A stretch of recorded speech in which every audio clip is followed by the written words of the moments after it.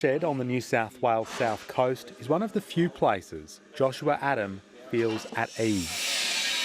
He's the youngest member of the local men's shed and comes along twice a week. The curve now starts from here to there. The chair he's making is for his mother, who pushed him to join the group 8 years ago, hoping it would help his autism. After a bit, I really started enjoying coming here because it helps me socialise, because I'm not very good at socialising. Support worker Pete Bowden helps with tasks cerebral palsy prevents Joshua from doing. I think he's come a fair way, actually. Lots of new skills.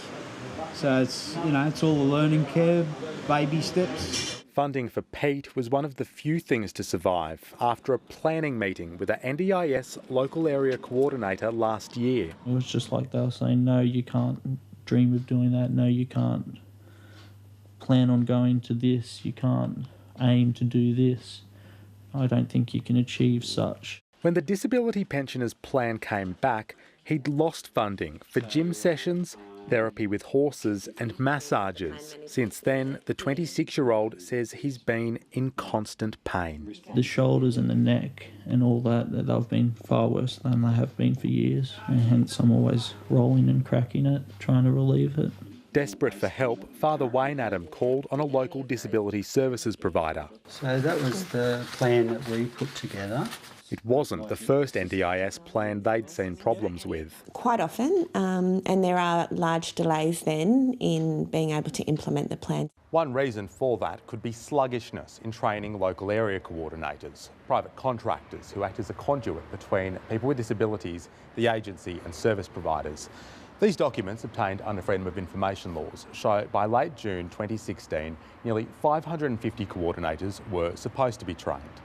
Instead, about 150 had received online training and just 54 had done a face-to-face course. They're being recruited from outside the disability sector, so they may not know a lot about the nature and the complexity of disability supports. The NDIS says the number of coordinators being trained is rising. I and the agency are sorry that he had an experience as he did. His experience is really important to us, that we can learn and improve our systems and processes. And then there were other trouble spots. NDIS staff couldn't update their own website, and a 24-hour hotline had to be established so they could call colleagues in a separate government department to do it for them.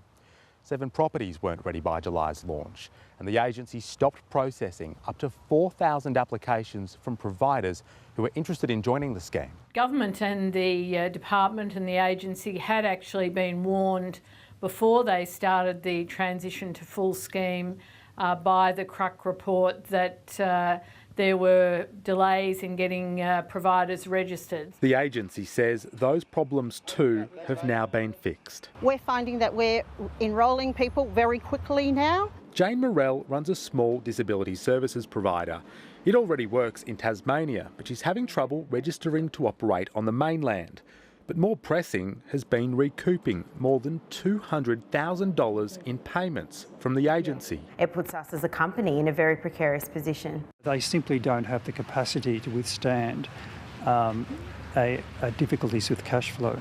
The NDIS is now working closely with Jane Morell's company, and the outstanding amount is now closer to $100,000.